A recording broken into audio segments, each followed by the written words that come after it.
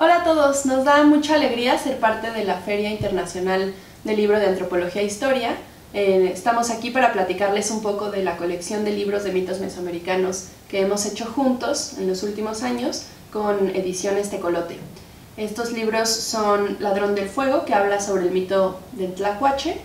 El segundo fue Jaguar, Corazón de la Montaña, que es el libro del jaguar como símbolo mesoamericano. El tercero fue Monos, Mensajeros del Viento, y recientemente, el año pasado, publicamos el libro sobre la serpiente, que se llama Serpiente Espiral del Tiempo.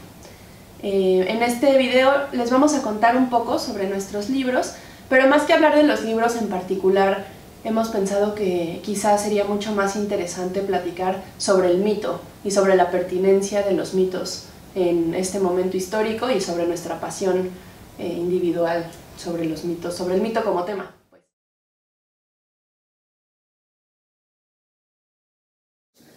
Pues creo que desde que nos conocimos hace varios años, a Juan y a mí el tema de los mitos nos gusta mucho, quizá por diferentes razones, pero también por la misma. Los caminos profesionales que cada uno fue tomando nos fueron acercando al mito desde lugares distintos. Juan más desde la filosofía y yo desde más bien la diversidad cultural y la forma de ser de diferentes grupos humanos quizá. Y justo salió una convocatoria de una editorial para presentar un proyecto de leyendas o mitos ilustrados y aplicamos y perdimos. Pero con ese primer proyecto que teníamos, con el que entramos a esa convocatoria, nos acercamos a Ediciones Tecolote, fuimos a la Feria del Libro de Guadalajara siendo muy jóvenes y sin saber nada, sin saber ni siquiera cómo funcionaba, con los bocetos de esa primera idea y con un storyboard bastante amateur. Y algo que fue pues muy bonito es que Tecolote nos dio la oportunidad de empezar este proyecto que ha ido creciendo cada vez más, ¿no? Y que se ha vuelto pues cada vez más sólido, creo yo. Nosotros conocíamos los libros de Tecolote porque los usábamos mucho en el proyecto de alfabetización del Madrid. Yo fui coordinador de ese proyecto y nos gustaban mucho y los usábamos mucho con nuestros alumnos y nos gustaba como este carácter como de retomar y darle nuevos sentidos y nuevas lecturas a temas como antropológicos, sí, y históricos, como de la tradición mexicana. Nos acercamos sin mucha expectativa, pero por suerte a Cristina, la directora, le gustó el proyecto y vio ahí potencia, ¿no? Y pues ese fue el principio de esta historia que ya lleva varios años.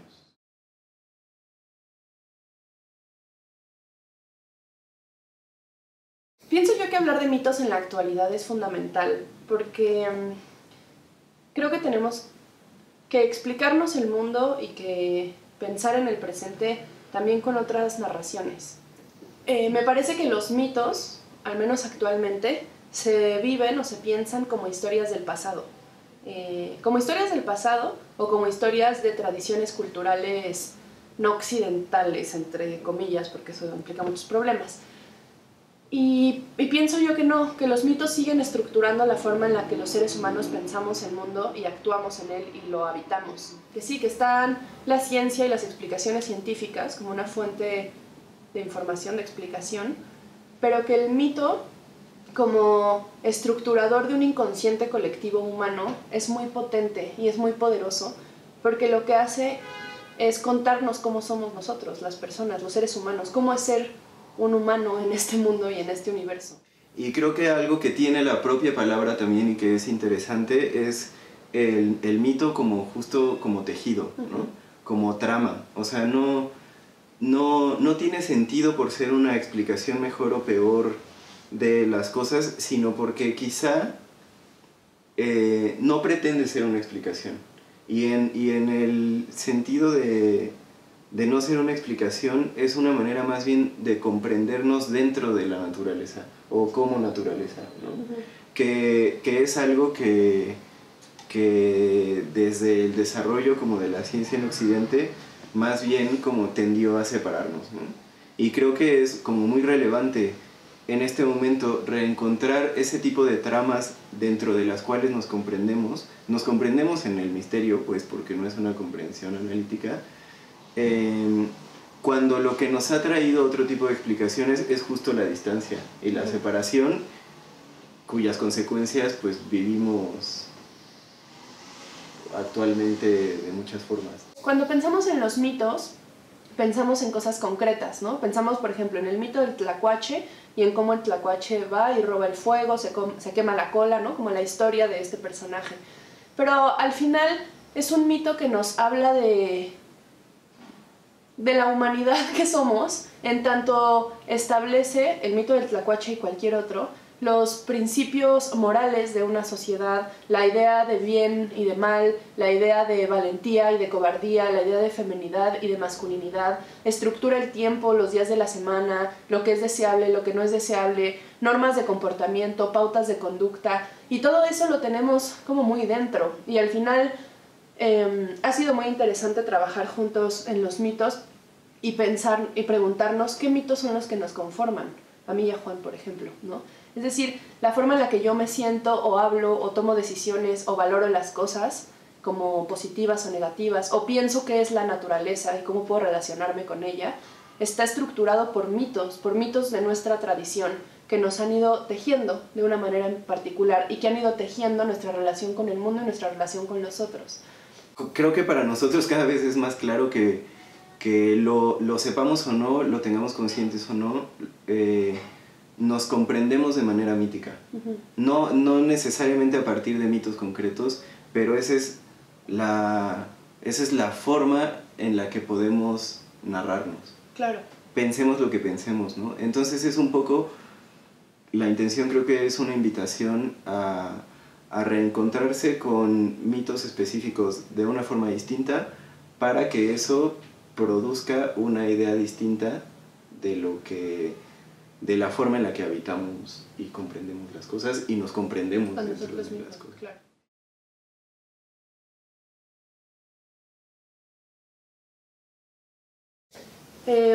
Es verdad que existen muchos libros de mitos para niños y niñas.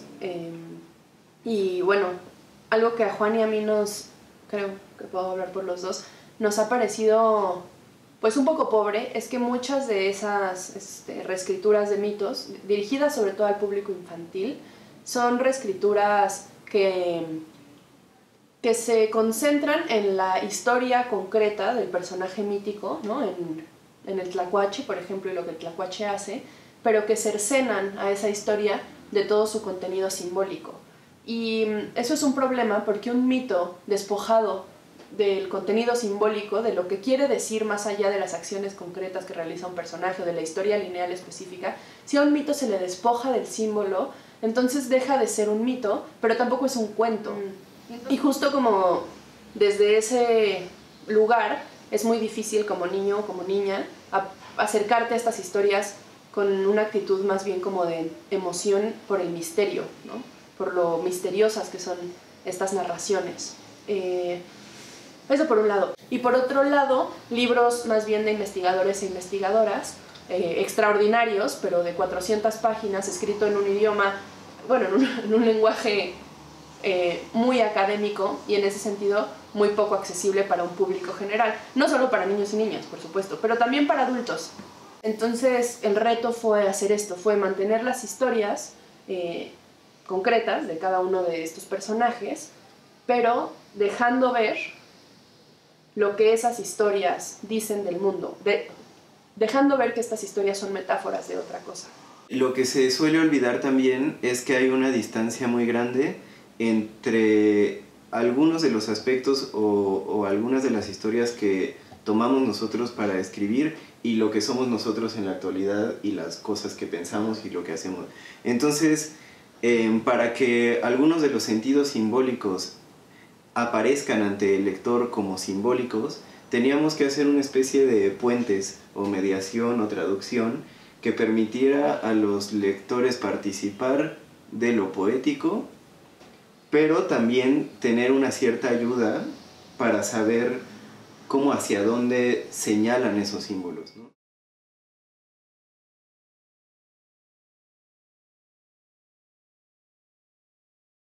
Bueno, escribir mitos, o sea, poner por escrito los mitos, implica necesariamente una contradicción, que ha sido muy interesante platicar, ¿no?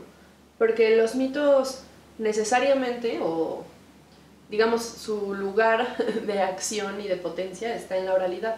Son historias que surgen, ¿no?, en espacios de oralidad y que se reproducen oralmente y se transmiten a través de generaciones, y es en esa transmisión que se transforman y que se resignifican y que se actualizan permanentemente. Entonces el hecho de fijar una historia de este tipo en letras y en papel, sí de alguna manera cercena parte de la potencia del mito. Porque además algo importante del mito no es el mito en sí mismo, sino es el performance de narrar el mito. En un montón de rituales, de diversas tradiciones, el acto de narrar el mito es traer a este presente ese tiempo mítico y esos acontecimientos fabulosos que dieron origen a la vida de ciertas plantas o a la vida de los seres humanos, o que dieron origen a la idea de hombre y mujer o de un montón de cosas, ¿no? Justo o sea, como que nosotros optamos por hacer libros porque es lo que más o menos supimos hacer y sabemos hacer, sí. Y porque justo es una manera como de conservar y de transmitir estas historias, pero justo también yo quería decir que quizá uno de los aprendizajes más recientes sobre lo que para mí en lo personal es un mito y la forma en la que debe experimentarse sí tiene que ver como con la representación y con la participación como colectiva dentro de la historia, ¿no? Yo creo que la manera en la que más o menos logramos o intentamos involucrar íntimamente al lector en esto es, una, invitando por el propio tono, ritmo del texto a la lectura en voz alta, y por otro, que es como ponerle música, ¿no? Y por otro, a través de las imágenes y de lo que las imágenes puedan como provocar en un nivel sí de discurso, pero también como de atmósfera y de, no sé, como de sentirse ahí dentro, ¿no? Sin embargo, yo creo que esto es como un esfuerzo posible dentro de un montón de otros, y creo que sería muy interesante que este tipo de intenciones también tuvieran el carácter como más festivo o ritual en el que habitan o han habitado los mitos muchas veces.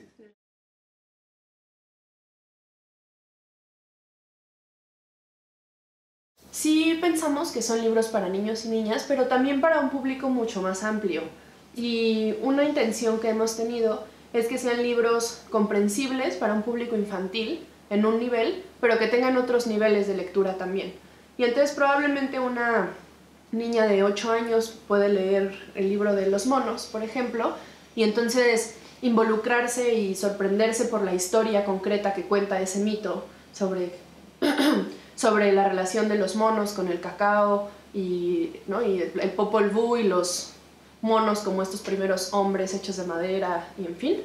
Y puede haber ahí un disfrute y un aprendizaje y un involucramiento con esa historia, y lo que esperamos es que quizá esa niña después crezca y con otra edad y otras experiencias acumuladas pueda volver a ese mismo libro y encontrar algo distinto, y entonces que sea un libro que se lea de muchas maneras y con niveles de profundidad diferentes.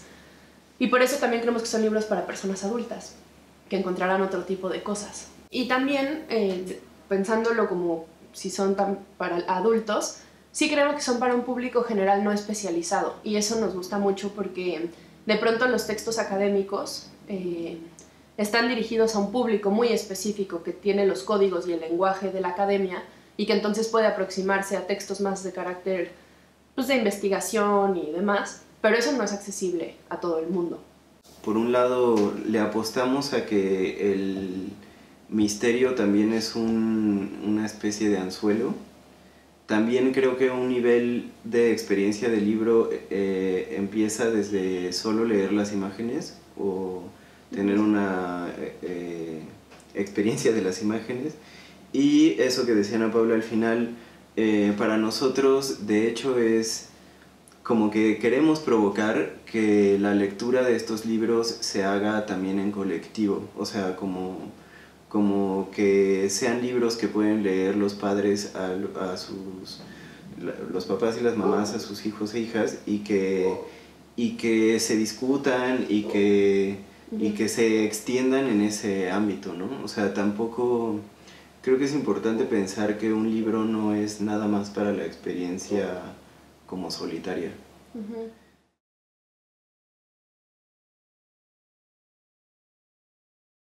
El proceso que llevamos a cabo consiste primero en trabajar de la mano con un investigador o investigadora experta o experto en el tema que nos acompañe un poco en el proceso y, bueno, y trabajamos en conjunto a partir de publicaciones más bien de carácter académico, a partir de las cuales hacemos investigación, recopilamos un montón de información sobre el mito en particular que queremos contar y específicamente la dimensión simbólica del animal con el que estamos trabajando en las culturas mesoamericanas, y con base en toda esa información recopilada y investigada, digamos, y de los consejos y el acompañamiento del investigador o investigadora, es que hacemos un primer guión del libro.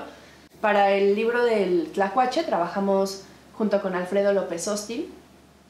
Han sido experiencias además muy enriquecedoras y muy emocionantes. Trabajamos con Alfredo López Austin. El libro del jaguar lo asesoraron María del Carmen Valverde y Arcadio Ojeda, que además son mis papás. Para el libro de los monos trabajamos con Marta Ilia Nájera, y el libro de la serpiente lo asesoró Mercedes de la Garza. Entonces, ese primer proceso de trabajar con expertos en el tema es fundamental, ¿no? Porque nos permite comprender con la mayor profundidad posible estas historias y entonces elegir qué contar. Si nos preguntan de qué tradición cultural es cada uno de estos mitos, sí hay como una raíz vinculada a una cultura específica, quizá. Por ejemplo, el libro de los monos que escribimos sí hace referencia al Popol Vuh, ¿no? Que es de tradición maya. Pero en realidad el hecho de que no sean libros académicos también nos permite jugar un poco y tomarnos licencias, ¿no? Lo que tratamos de identificar son los elementos simbólicos comunes a todas las culturas de Mesoamérica, ¿no? Uh-huh. Lo que digamos que los unifica, ¿no? Sobre todo creo que en el caso del Ladrón del Fuego fue conservar varias versiones, porque esa es parte de la riqueza del mito, ¿no? Uh-huh. Que en la multiplicidad de versiones también se devela el significado. Como que no es que tengamos que apelar a la original, sino que la suma de contradicciones o, no sé, como que la suma de versiones uh-huh. realmente es como lo que te muestra hacia dónde va el sentido profundo de cada cosa, ¿no? Tienes el libro, este es el libro del jaguar, que se llama Corazón de la Montaña, y lo abres y en la primera guarda dice, este es un jaguar, y te muestra al animal despojado de todas estas símbolos, ¿no? De toda esta dimensión simbólica. Y son puros datos más bien de carácter más científico, quizá, sobre la biología y los hábitos de este animal. Y la idea es que una vez que recorres el libro y recorres el mito y, en fin, llegas a las últimas guardas en donde dice, este es el corazón de la montaña.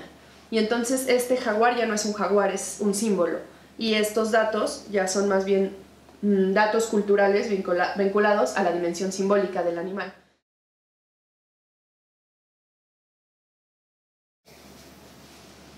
Pues creo que acerca de la ilustración de estos libros y en general ilustrar mitos, hay varias cosas que son como retos y también cosas que son como riquezas como para lo que puede hacer una imagen, ¿no? En cuanto a los retos, creo que el primer reto importante es hacer referencia a ciertas culturas, a cierta tradición, a muchos años de representaciones gráficas o en cerámica o en piedra o en códices, pero sin caer en una especie como de esencialismo en el que nos tendríamos que remitir a quién sabe qué especie de idea de originalidad, ¿no? Claro. O de como autenticidad. Ujú. En ese sentido, nosotros lo que hemos querido hacer con las imágenes de estos libros es mantener la referencia a ciertas culturas y a cierta plástica, incluso a ciertos colores asociados como con lo mesoamericano, lo prehispánico o etcétera, al mismo tiempo que la imagen es, como decíamos antes, parte de los puentes posibles para la actualización y la comprensión en un público actual, ¿no? Por otro lado, como también dijimos antes, es uno de los elementos de la narración y en ese sentido pues tiene que construirse una especie de coherencia entre las imágenes y entre su gráfica, su plástica, su paleta de color.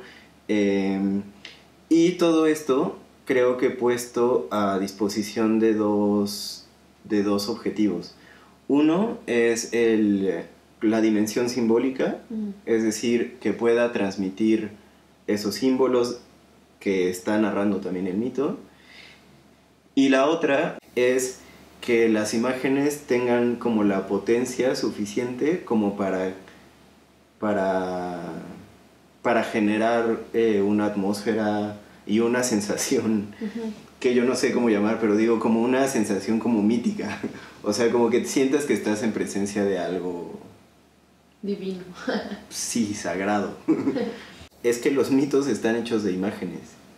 Entonces, digamos que la imagen gráfica es un lugar como en el que habitan con particular comodidad los mitos, justo porque tienen esta misma propiedad de ser y no ser lo que son. Bueno, y pues muchas gracias pues, a esta Feria del Libro por volvernos a invitar y a Ediciones Tecolote por emprender este camino con nosotros desde hace ya varios años.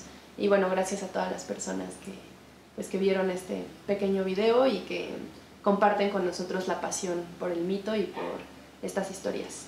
Para nosotros fue un gusto platicarles de esta colección y esperamos que siga creciendo. Muchas gracias. Gracias. Instituto Nacional de Antropología e Historia. Secretaría de Cultura. Gobierno de México.